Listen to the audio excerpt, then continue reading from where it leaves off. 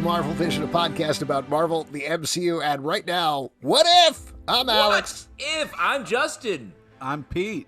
And we are going to be talking about the third episode of Season 1 of What If. So if you haven't watched it, get out of here. Go watch it on Disney+. Then come back because we're going to spoil the heck out of it. But in case you're wondering what the multiversal madness of this episode is all about, you're basically getting Fury's Big Week, classic comic book from Marvel Comics, but remixed to be Fury's worst week as the Avengers die one by one. And then we get a big twist at the end involving none other than Hank Pym is the person who's killed him, all because of one tiny change to the universe. So we're going to talk all about this, but first, I know we're going to have a little bit of a disagreement here, so just strap in there, folks. Buckle up, because I thought of the first three episodes, this was the best one, and Pete definitely disagrees. It's the worst one. It's the worst. Really? You thought this was the worst one? Interesting. Well, let me try to explain both sides, because I fall on one side as well, but I do think all episodes have been very good.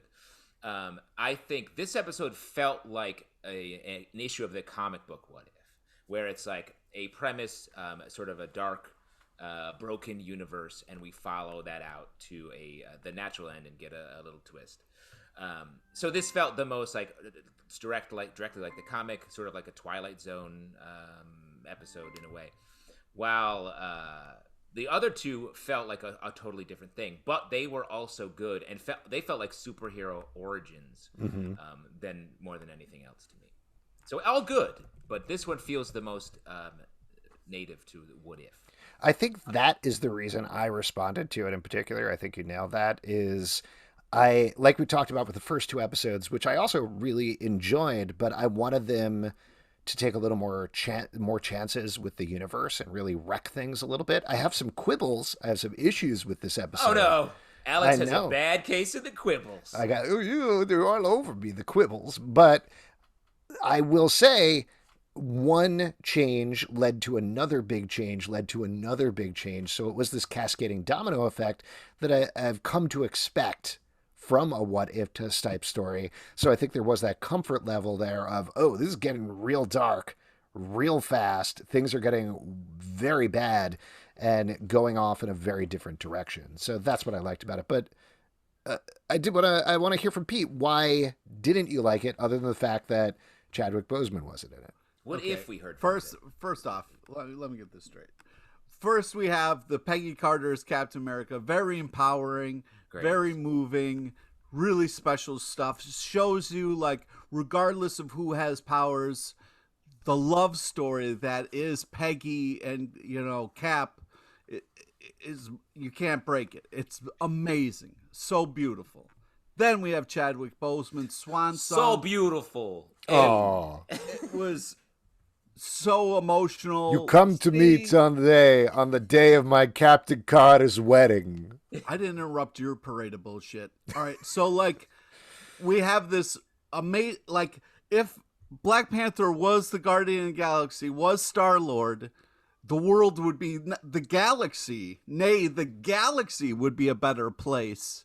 And that is so empowering and so moving and so emotional. And this one, glad we got to watch it, is just, hey, you get to watch everybody die. Why the fuck is this a good episode of television where it's like, hey, all those heroes you like, now you get to watch them die. Hey, what do you like? The Hulk? He dies. Cool. Hey, what do you like? No, he dies. Go fuck yourself. This isn't fun. This is sad. I don't need a what if that's, you know what I mean? Like, I really think you, and I'm not saying this at all to be glib, I think you need to go back and read the What If comics, because I feel like you have this perspective on them, and maybe there are some that are positive, and maybe I'm wrong. Maybe I need to go back and read them. But the original What If comics are, yes, we should read comics. That's the big takeaway here, is they're dark. That is what happens, is one change happens and then the entire universe is ruined. So enough of your glib quibbles. No more glib quibbles from Alex. Glibbles! I call them glibbles! The trouble with glib quibbles. Yes. Yes, I think that's true, but Pete, I feel you, but what I think you liked about the first two is those are the universes you would prefer to live in. I don't even mean as a viewer of Marvel. I mean as a human. I think you want to live in either of those worlds. I do. And you're in this world, and but I think the fun of What If, and I think what Alex is getting, is we see these worlds that we don't live in, that we are maybe at the end of hearing this story. We're like, so much happier. I live in the fun Avengers one. So I do think there's room for both, and that's what I like about this series is it's taking risks. Another thing I liked about this episode is I think this was the darkest episode like that. So that's the funniest episode. I think there were some great jokes in here throughout. No, dude, the Thanos joke kills anything that happened. I cannot believe you're throwing your boy Coulson under the bus here because Clark Gregg was great. So good in this episode. So good, funny. But not funnier than the Thanos continuing Coulson's bit of password, genocide. and I wrote this down being hashtag Steve I Heart Steve 704, which is July 4th, is very funny. Very funny. And it was so weird at points. I was like, oh, I think Coulson's going to be the killer at the end of this. The Coulson felt wildly on it. He's like smelling hair. He's doing everything. yeah, real creepy. I thought for sure he was gonna be like, this guy's off the base here with the way he's acting. But I do like the way it made a hard turn into some continuity I feel like we didn't see coming, which I think was fun. And in general was just a nice package of an episode. This is excuse me, my one glibble is the eventual reveal, which I really like. That final fight in the cemetery, I thought that was super fun. The way Michael Douglas played it was great. Just his unbelieving when it turns out to be Loki. Like, I assume you guys did too, but you figure out pretty quickly it's Loki pretending to be Nick Fury, but the way he just keeps smacking him down over and over again is very fun. I liked how it executed, but that was the one thing that wasn't set up. Like, if you don't know the entire MCU, if you don't know who Ant-Man is, if you don't know the continuity of Ant-Man, that reveal isn't quite as impactful necessarily. So you have to be an MCU head to understand it. Versus, I think, honestly, the rest of the episode plays off of these moments, but works as its own really interesting murder mystery throughout. And that's why I 100% thought it was going to be Coulson at the end of it. And I agree with you. It was sort of like, oh yeah, Hope Van Dyne, right, at the end, as opposed to something that felt like they've told that part of the story within the episode. Now, we can also talk about the thing that changed, because they really underplay that a lot. And this is purely a theory on my part, but they mention in the cemetery that Hope went to the Odessa mission. Now, the Odessa mission in the MCU is the one that Black Widow was on the first time that she encountered Winter Soldier, which she talks about in Captain America the Winter Soldier. And on that mission, she got shot in the arm, found out that the Winter Soldier was a deadly guy, but managed to escape with her life. So my assumption is what happened was, because Hope was recruited as an agent of S.H.I.E.L.D., she went on that mission instead of Black Widow. And because she's not Black Widow, she died on that mission. The Winter Soldier killed her. And that's what set off this chain of events. Potentially. Yeah. That was my guess as well. Okay. Cool. There you go. Pete, was that your guess as well? Yeah, I don't care. I think it's one of those things where it's the problem I have with the what if is, like, to me, the comic books, like, it was like the comic label was saying, what if we said yes to this crazy idea, readers? And it was like they were big swings, but in those swings, sometimes there were, like, really interesting choices with characters that are different from what we get to see. And I think that, like, a little bit of what Justin is saying is, like, this is cool because these things can exist. But if the point of this is saying, hey, at least we're not living in this shitty world, like, I don't know. I feel like there's better ways to do that than to watch everybody die. I think that, like, I agree that creatively, I think it's cool that the Marvel shows can push things and do things and be creative. But, like, I don't know, man. There's so much you can do with these characters. I don't want to see everybody die. Well, but what I like about I hear that. What I like about this is it was told like as a classic sort of killer noir type story. It was very much a genre story that we get here that we don't really get to see very much of in the MCU. A lot of great references. We get to touch on a ton of MCU continuity throughout. Like it had a lot of stuff in it. Like especially this is What If. This is like let's throw everything at the wall and just see what we end up with. Like so. It's definitely, to your point, Pete, a little bit further afield from, say, most anything we'll ever talk about in the Marvel Cinematic Universe. But this is the place for that. This is the only place that can really exist. So, to sum up, let's get weird.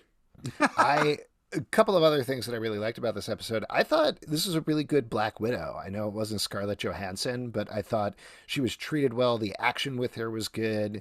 The subterfuge was good. This treated the character in an interesting way, and I like seeing her be very front and center here. I also like the little tweaks, like Frank Grillo's Crossbones, or pre-Crossbones, whatever the character is named, showing up there as one of the guards. I thought that was super fun, just to have those little continuity things as well. And the other thing that I think is worth talking about, which I thought was really fascinating, is they changed the Incredible Hulk. And I mean, not the character, but the movie, because they recast scenes from the movie The Incredible Hulk and used Mark Ruffalo instead of Edward Norton, which feels like part of this bigger reclamation project they have for the movie going on. You know, the Abomination is showing up in Shang-Chi. Then he's showing up later on in She-Hulk. Here, they've gotten rid of what? It was like a tongue twister. You're like, She-Hulk. She-Hulk. She-Hulk. Yes. But also here, taking this and bringing Mark Ruffalo into the scenes, I thought was obviously like a very specific choice. But given that we relatively recently watched Incredible Hulk for the podcast, it was very interesting seeing Mark Ruffalo deliver those lines instead of Edward Norton. It's like if you were to make a mixtape for a partner and then you break up and then you meet someone new and you're like, hey, I made you this mixtape. It's don't ask anyone else about the mixtape. I definitely made this for you. Mm-hmm. It's a little bit of like let's all forget about the past and just be like, this is our Hulk, this person. And I get it. Like if they had Ed Norton in there, it'd be like, what? That would have been an even weirder choice. Yeah, it would have. Rather than papering over the fact that Ed Norton was the Hulk in that movie. So yeah. I agree it's a little weird, but it's something we're meant to just delete from our brains. Yeah. And I mean, it wasn't Liv Tyler or anything in the show, so it's not a big deal. Obviously, there are things they changed, but it is that exact scene from Incredible Hulk up until the point that the Hulk completely explodes, which I'll tell you, that was the one moment where I watched the previous two episodes with my kids. That was the moment where I was like, I don't know if they're going to want to see this. Maybe they'll skip this episode. The whole episode is just like, hey, your hero falls over dead randomly. It's like, oh God. Scary for the kids. I couldn't take that scene. When before we watched Infinity War, I had to just sit them down and be like, listen, kids, I just want you to know before we see Infinity War, Spider-Man dies. Oh my God. You said that before they went in and he doesn't. You knew he wasn't dead. No, I knew he wasn't dead, but I explained the whole thing to him so that they wouldn't be traumatized. They wanted to know the entire plot beforehand because they were really scared about it. So I told them everything. And I was like, yeah, Spider-Man dies. The actor died in real life. They turned him into dust. It's a real thing that happens to people sometimes just with no warning whatsoever. Could happen to you as well. So exactly. Just be prepared. Anytime I snap my fingers, one of them could hit and you're all dust, kids. Wow. So you spoil stuff for your own children. They want just like stuff. You're like human Twitter, Alex. Yes, pretty much. What else? What other moments jumped out at either of you in the episode? Pete, got anything marked down there on that pad, or were you so angry? Yeah, I mean, I wrote down events that happened, but I was not having. I mean, the Coulson bit was funny, but it was just every time I started to take notes, and then somebody died, and it was sad, and I stopped typing. So, yeah, I liked it when the credits rolled. Wow. So wait, let me ask you, Pete. Did you fully not like this episode, or are you just saying, compared to the others, it was? No, yeah, I did not like this episode. Wow. Interesting. I'm curious how that will. If you, I surprised that you're not as upset as I am. Like Hulk exploded, like people died. You know, like when you wake up from a dream and something happens in that dream, are you like, ah, fuck dreams? yeah, I'll never watch dreams again. yeah, exactly. Because that's what I feel like these are ephemeral. These are something that you don't. It's just an interesting story, and the next episode is going to be something completely different, and you never have to worry. You never have to worry about this thing actually happening. I actually read an interview with the showrunner where he said this is the main universe for the MCU from now on. Oh man, that all of these changes are permanent, and all of these characters who died here are always going to be dead. And then there was a statement released actually by Marvel Comics, which they said, yes, we're doing the same thing in the comics as well. Hulk exploded and there are no more Hulks. this is just not fun. Yeah. There was a weird thing that they said off screen, the Punisher died too, and he's never coming back. You're an asshole. And also, though they haven't brought the X-Men in, that's it for Wolverine. I understand where you're coming from, Pete, but like, you have to understand that there's darkness sometimes in these universes, right? I guess, but why do we got to spend so much time like being like, there? Pete, it's not what happy, it's what if. Yeah. We haven't really talked about him. I thought Tom Hiddleston was great as Loki in this episode. He had a lot of really fun bits. Seems like a Loki. Yeah. Wow, this that's guy's how'd got that some feel to Loki say out energy. loud? I feel like this Tom guy is good at playing Loki. He really captured the I'm gonna voice. go on record saying that. Yeah. Call me crazy. They should have a series or something. Wow, that guy and that part. Whew. Yes. No, he was good. I love the bit of Fury's phone ringing and him asking him, are you going to get that? Later on in the cemetery when they're talking and he says, I'm going to hang around for a bit. And then he gives the speech at the United Nations. All fun stuff. I know, again, I was just joking about this, but this is honestly a world that I would be interested to see what happens next in if they continue to follow it and how it continues to fall apart. Yeah, because we have the reveal at the end that you got a Captain America. You got a Captain Marvel. This is a captain's planet. And we'll see. Planet? It's a captain's planet.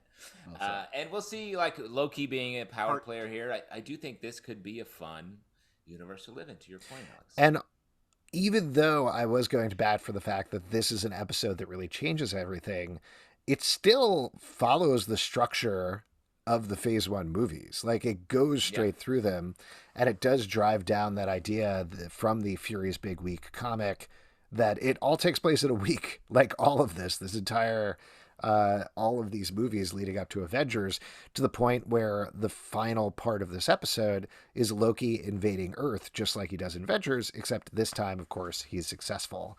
That was one last little thing that really struck me that I feel like you never really get in the movies, is the scale of the Asgardian army.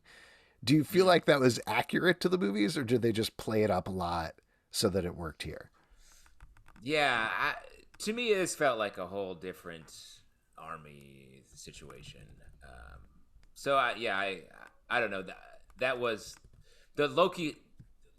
It was a change. Loki, I expected to come by himself and mess stuff up, and instead he just brought the gang. Yeah. Any other final notes on the episode that you wanted to call out, Justin? Any other moments? I love the horror nature of it. It makes me think that maybe we'll get into some more genre-y things on the less specific what if episodes we have going forward. I think this pushed the series in a whole nother area, so I'm hoping we can jump around into more stuff, more parts of the universe, more premise-based what ifs, and not just like what if this person was in this place. Stuff like what if the Avengers happened on Chitauri or whatever. Like we could get into like weirder places. Oh, that's a good one. Yeah, well, let's go to the vision board then and kind of look forward what we want to see potentially coming out of this episode or down the road. I mean, to that point, Justin, we know they're doing Marvel Zombies, which feels like there's going to be Pete's least favorite episode if you're not going to like dark things. Yeah, Pete, would you be looking forward to that? I think that's such a fun... I can't wait to see if they're just going to take the comic and really put it on screen, or they're going to get even more creative with it. Well, that will be interesting to see what kind of choices they make with the comic versus this. But which characters will they focus on? Marvel Zombies is fun. Or at least the one I read was fun. You sound so defeated right now. Yeah, well, I am. This is the vision board. This is a hopeful look forward. Mm-hmm. Yeah, so I guess looking forward, I hope they say, okay, we did that episode. We'll never do that again, and we can try other ideas. Well, the other one that I'll call out as we're talking about darker episodes of the show, I don't really know anything about the plot here, but apparently the Doctor Strange one that's coming up, which I believe maybe is the 6th episode or something like that. I'm not 100% sure. Apparently, everybody involved called it out as the darkest, saddest episode of the entire run. Just there's something about some little change with Doctor Strange, and I have no idea what it is, but some little change with Doctor Strange that potentially ends up with him fighting himself for some sort of control of the multiverse. It may actually lead into Multiverse of Madness in some way. Whoa. But I'm very interested to see what happens to that one. And to your point, Justin, I want to see them push it emotionally. Yes, the first two were really hopeful and really fun, and I think we can come back to that and have other fun episodes. But like you're saying, let's play different modes. Let's have one that just drills into the character of Doctor Strange and makes it sad. Instead of Doctor Strange, he could be Doctor Normal. Oh, yeah. And it's just great. Just doctor? The bleak appointments of a podiatrist. And he hurts his hands and can't do surgery anymore, and he never gets magic. And he just has a bad life. What if Doctor Strange's life was bad? Oh. Wow. That's basically what the premise of What If in general. There you go. What if this was bad? I don't know. Yeah. I don't know. What if the Avengers were Chitauri or something? Well, Mr. Zalvin, we've heard your pitch, and thanks. That's really good. We'll call you if we need a writer for this new series. Thank you. I'll be looking forward to your call, Justin Tyler, editor of Marvel Comics. All right, I think that's a good place to wrap this up. If you'd like to support our podcast, patreon.com/Comic Book Club. Also, we do a live show every Tuesday night at 7 p.m. to Crowdcast and YouTube. Come hang out. We would love to chat with you about What If. iTunes, Android, Spotify, Stitcher, or the app of your choice to subscribe, listen, and follow the show at Marvel Vision Pod on Twitter, Instagram, and Facebook. ComicBookClubLive.com for this podcast and many more. Until next time, stay marvelous. What if? How if? Who, what, where, when, why, whiff?